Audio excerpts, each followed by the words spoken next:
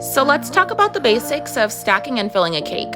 In this video, we're using a heart cake, but these tips will work for any shape. To ensure that your filling actually stays in the cake and doesn't seep out the sides, you want to make sure that you're creating some sort of barrier.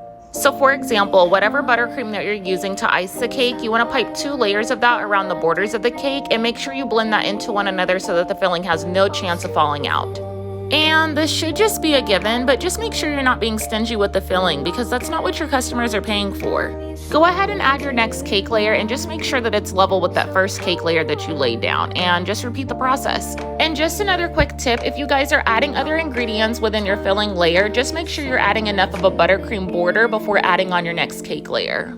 And last but not least, I like to take a little bit of extra buttercream and just fill in those gaps to ensure that my filling does not fall out whatsoever, and I just smooth it around before I do my crumb coat layer.